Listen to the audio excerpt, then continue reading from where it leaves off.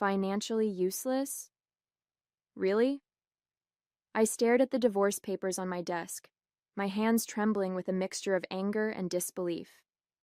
The words jumped out from Daniel's statement like a slap in the face. Wife has demonstrated consistent financial incompetence and inability to contribute meaningfully to our marriage. My name is Judith, and at 30 years old, I never expected to be labeled financially useless by my husband of 5 years, especially not while I was in the final stages of selling my tech startup in Palo Alto. The irony would have been funny if it wasn't so painful. I glanced through the glass walls of my office, watching Amanda, my secretary, giggling at something on her phone. She'd been acting strange lately, taking longer lunches, making mysterious phone calls, and being oddly interested in our company's acquisition talks. Now, seeing her designer handbag and new shoes, pieces of the puzzle were starting to click into place. The notification that popped up on my laptop brought me back to reality. Another email from our acquisition team. The deal was nearly complete. $800,000 for my software company that specialized in AI-driven market analysis. I'd kept the negotiations quiet, not out of secrecy, but because I'd learned early in my career that success speaks louder than announcements. Daniel, with his real estate background, had always dismissed my work as playing with computers. He never understood what I was building, and honestly, he never tried to. Your little project, he called it, even as we gained clients and recognition in the tech industry. Judith? Amanda's voice interrupted my thoughts as she poked her head into my office. Daniel called. He said he'll be sending someone to pick up his things this weekend. Thank you, Amanda, I replied, keeping my voice neutral. I noticed her subtle smirk as she turned away, her new diamond bracelet catching the sunlight, the same style Daniel's mother had given me for our first anniversary. I turned back to my laptop, opening the secure folder containing all our company's documentation. First thing tomorrow, I would revoke Amanda's access to our systems, standard protocol for an employee giving notice, which I was certain would come any day now. The final divorce papers needed my signature. Daniel wanted a quick, clean break, citing irreconcilable differences and my supposed financial ineptitude. Little did he know that while he was planning his exit, I was closing the biggest deal of my career. I reached for my pen, a strange sense of calm washing over me. Sometimes the best response isn't a response at all. It's simply letting people reveal who they truly are. 3 days later, I sat across from my attorneys in their sleek downtown Palo Alto office, finalizing both the divorce and acquisition paperwork. The timing was almost poetic, signing away my failed marriage with one hand and securing my company's future with the other. Ms. Kennedy, you understand that by not contesting the divorce or disclosing the pending sale, Mr. Harrison will have no claim to your business assets? Barbara, my corporate attorney, asked, pushing her glasses up her nose. I nodded, remembering the night 6 months ago when I first suspected something was wrong. Daniel had been working late more often, and Amanda had started asking peculiar questions about our company's valuation methods and investor contacts. I'd hired a private investigator then, not out of jealousy, but to protect my intellectual property. The photos they provided of Daniel and Amanda's private lunches were almost secondary to my concerns about potential corporate espionage. I understand perfectly, I replied, signing another document. Daniel made his choice believing I was... I paused, quoting his words with a slight smile. Financially useless. I see no reason to correct his assumption. The corporate acquisition team had been explicit. Absolute confidentiality until the deal closed. Even our employees didn't know yet, though they'd be pleasantly surprised by the retention bonuses I'd negotiated for them. Well, most of them would be. My phone buzzed with a text from my VP of engineering. Amanda just submitted her resignation, effective immediately. Says she's pursuing an exciting new opportunity. Right on schedule, I murmured, earning a curious look from Barbara. Should we be concerned? She asked. I shook my head. No, just the expected departure of someone who thinks they've found a better opportunity. I didn't mention that I'd already transferred all her access to a monitored account that would track any attempts to access sensitive information. In tech, You learn to prepare for exits before they happen. Later that afternoon, I overheard two developers discussing how Amanda had been bragging about her brilliant investment opportunity, something about exclusive real estate deals that would double investors' money within months. I recognized the gleam of avarice that had probably attracted Daniel. They were perfect for each other in that way, both so eager to get rich quickly that they couldn't see the value of building something real. I turned back to my computer, pulling up the final acquisition checklist. Let them chase their dreams of easy money. I had a company to sell and a future to build. The acquisition deal closed on a Thursday afternoon. As I stood in our office kitchen, watching my team celebrate with champagne and watching their faces light up as I announced their retention bonuses, I felt a profound sense of accomplishment. Not just for the sale, but for building something real, something valuable. "To Judith!" called out Michael, our lead developer, raising his glass. "The best boss who never once mentioned she was secretly a genius millionaire." The room erupted in laughter and applause. I smiled, thinking about how different this was from Daniel's dream of quick riches. He'd always talked about hitting it big, with some clever scheme or insider tip, never understanding that true success usually came from years of careful work. My phone buzzed with a message from Barbara. Divorce finalized. Harrison didn't contest any terms. Congratulations. You're officially single and significantly wealthier. I was about to respond when Tyler from accounting hurried over, his face flushed with excitement that had nothing to do with champagne. "Judith, you won't believe what I just heard," he whispered. "My friend at First Bay Bank says Daniel just took out a massive loan against his real estate holdings. He's liquidating everything to invest in some exclusive opportunity." Tyler made air quotes with his fingers. Apparently, Amanda convinced him she had inside knowledge about our company's proprietary trading algorithms. I kept my expression neutral, even as I processed this information. Amanda had never had access to our actual AI technology. What she'd seen was just the user interface we showed to clients. But of course, she wouldn't tell Daniel that. "That's interesting," I replied calmly, taking a sip of champagne. "I'm sure they know what they're doing." Later that evening, as I packed up my office, I found an old photo of Daniel and me at a company Christmas party.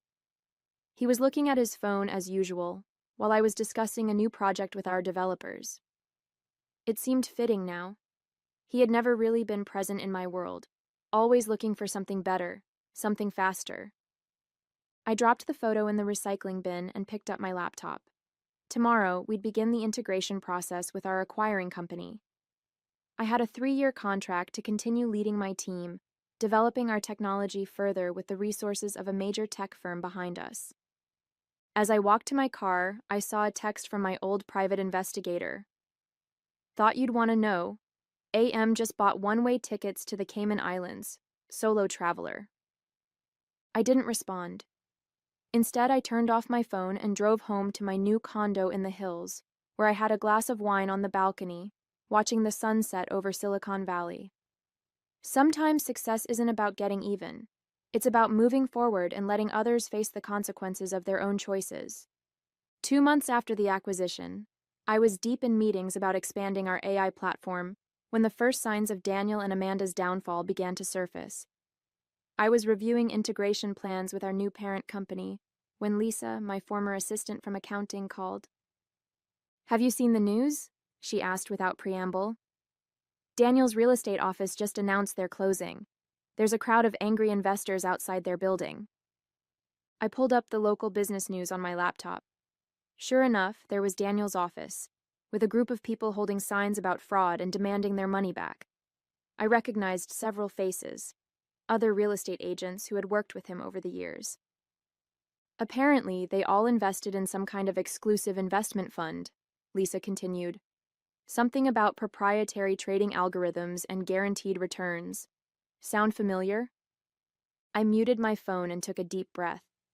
Of course, Amanda had used her position as my secretary to add credibility to her scheme. She had probably convinced them that working for a tech startup gave her inside knowledge of revolutionary trading software. "Thanks for letting me know," I said finally. but I'm actually heading into a meeting about our expansion into Asian markets.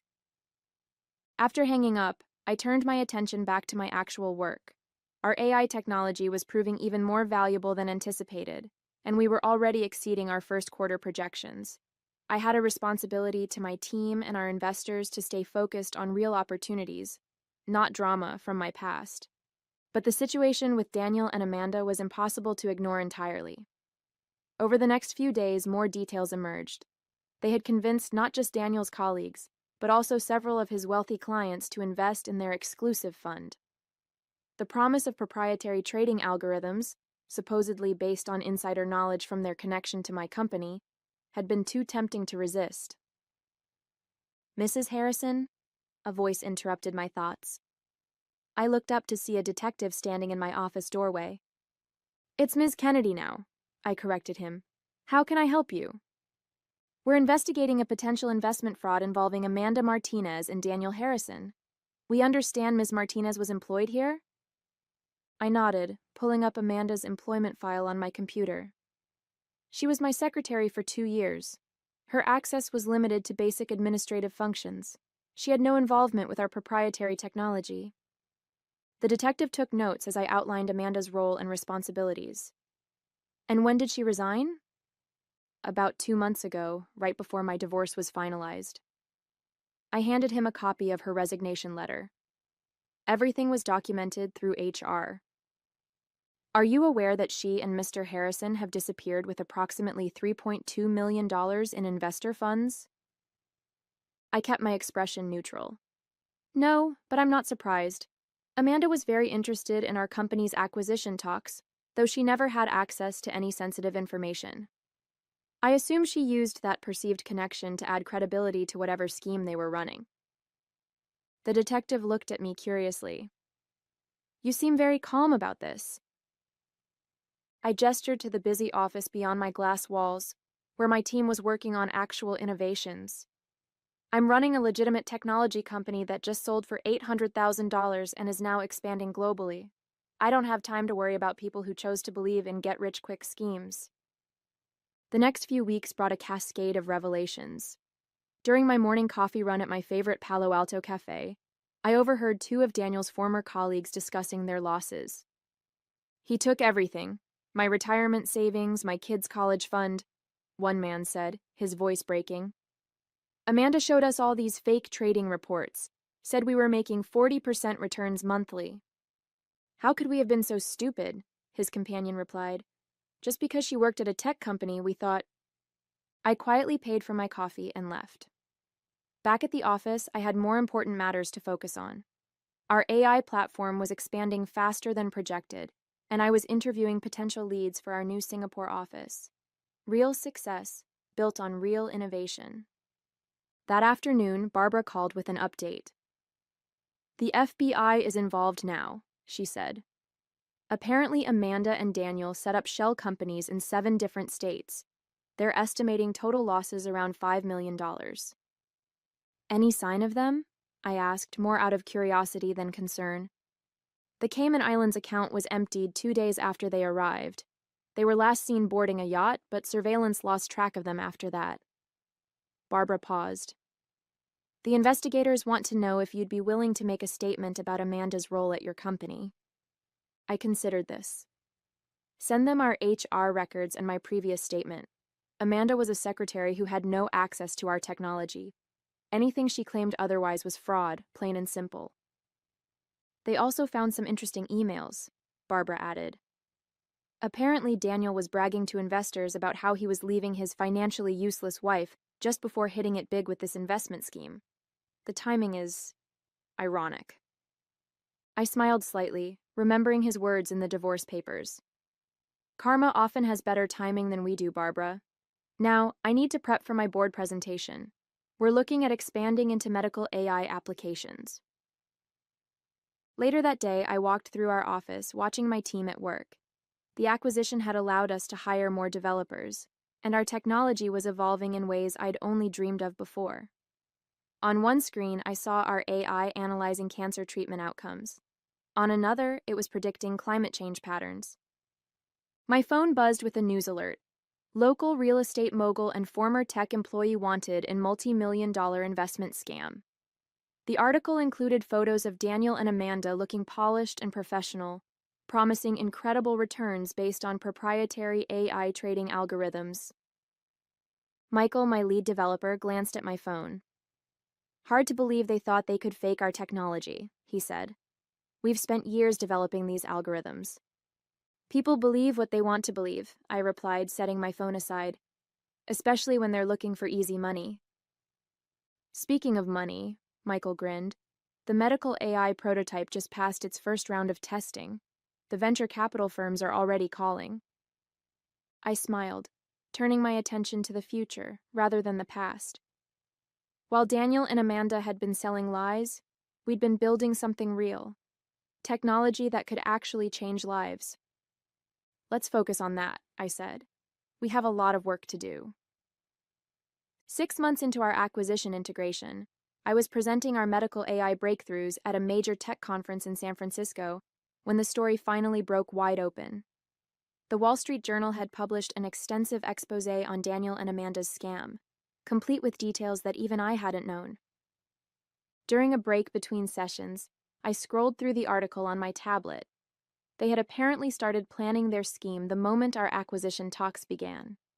Amanda had used her position as my secretary to create fake documentation, combining snippets of our actual AI technology with completely fabricated trading results. "Ms. Kennedy?" A reporter from Tech Weekly approached me as I left the stage. "Any comment on the Harrison-Martinez investment scandal? Given your connection..." "My connection is limited to running the legitimate technology company they tried to imitate," I interrupted politely but firmly. "Our AI platforms are helping hospitals predict patient outcomes and assisting climate scientists. That's what I'm here to discuss." Back in my hotel room, I received an email from the FBI's Financial Crimes Unit. They'd found evidence that Daniel had tried to access my company's servers multiple times after I'd revoked Amanda's credentials, attempting to steal actual trading algorithms to cover their tracks. "Your security measures prevented any breach," the agent wrote, "but we'd like your team's help tracking their digital footprint through various cryptocurrency exchanges." I forwarded the request to our security team. We'd help law enforcement, of course, but I had more pressing matters to handle. Our medical AI had just received fast-track approval for hospital trials, and several major healthcare providers were eager to partner with us. My phone lit up with a text from Barbara. "Thought you should know. They found Daniel. Airport security in Buenos Aires picked him up trying to use a fake passport. No sign of Amanda or the money." I was in the middle of replying when my VP of operations knocked on my door. "Sorry to interrupt, but the Singapore team just made a breakthrough with the climate modeling algorithm. They're ready to demo whenever you are." "Set up the call," I said, putting my phone away. The past could wait, the future couldn't. The next morning's headlines told the rest of the story. Amanda had apparently disappeared with nearly all the money, leaving Daniel to face the consequences alone. His desperate attempt to flee had failed, and now he was facing extradition and multiple federal charges. During my closing keynote at the conference, I spoke about the importance of ethical innovation and genuine value creation. Without mentioning Daniel or Amanda, I addressed the broader lesson. Real innovation isn't about quick profits or flashy promises, I told the packed auditorium. It's about solving real problems and creating actual value. Success isn't measured in fast money. It's measured in lives improved and problems solved. The irony wasn't lost on anyone when our medical AI platform was awarded Innovation of the Year, the same day Daniel was extradited to face charges. While he had chased empty promises and fake algorithms, we had built something revolutionary. That evening, I received another update from the FBI. They'd frozen several offshore accounts, but most of the investors' money was gone. Amanda remained at large, likely with millions in stolen funds. I closed my laptop and turned my attention to our latest project proposals. Their story was ending, but ours was still being written. 1 year later, I sat in the courtroom watching Daniel's sentencing. He looked older than his 35 years, his former confidence replaced by defeat. The judge was unsparing in her assessment of his crimes. Mr. Harrison, you have pled guilty to multiple counts of wire fraud, investment fraud, and conspiracy, she declared. Your willing participation in this scheme has destroyed lives and retirement savings. The court sentences you to 12 years in federal prison. I didn't stay to watch him being led away. I had a board meeting to attend, where we'd be discussing the rollout of our medical AI system to 50 more hospitals. Our technology had already helped improve patient outcomes by 40%, and the climate modeling division was making remarkable progress in predicting extreme weather patterns. The media had dubbed our story The Tale of Two Paths, contrasting my legitimate success with Daniel and Amanda's fraud. While they had sold lies and stolen dreams, we had built something that was actually changing the world. Amanda was still missing, presumably living somewhere with the stolen millions. Interpol had traces of her in Dubai, then Singapore, but the trail had gone cold. Daniel's desperation to find her had only underscored the completeness of her betrayal. As I drove to our Palo Alto headquarters, I thought about how differently things might have turned out if Daniel had actually bothered to understand what I was building, instead of dismissing it as financially useless. But then again, people who chase quick riches rarely recognize real value when they see it. 2 weeks after Daniel's sentencing, I was asked to give the commencement speech at Stanford's School of Engineering. Looking out at the sea of eager faces, I saw the same drive and determination that had pushed me to build something meaningful. Success isn't about finding shortcuts, I told them. It's about creating real value. The world is full of people looking for quick wins and easy money, but true innovation comes from dedication, integrity, and the courage to build something genuine. After the ceremony, a young woman approached me, clutching her diploma. I read about what happened with your ex-husband and former secretary, she said. It must feel satisfying to see them get what they deserved. I thought about this for a moment. Actually, I was too busy building something real to focus on their downfall. They chose their path, just as I chose mine. That evening, I received an email from our Singapore team. Our climate modeling AI had just helped a small island nation successfully evacuate before a devastating typhoon. Thousands of lives had been saved. Meanwhile, another alert popped up. Federal authorities had just seized the last of Daniel's hidden assets, a mere $42,000 in a forgotten account. As I walked through our office, now spanning 3 floors and employing over 200 people, I felt a deep sense of contentment. The company that Daniel had dismissed as my little project was now valued at over $100 million and, more importantly, was making a real difference in the world. Sometimes the best revenge isn't revenge at all.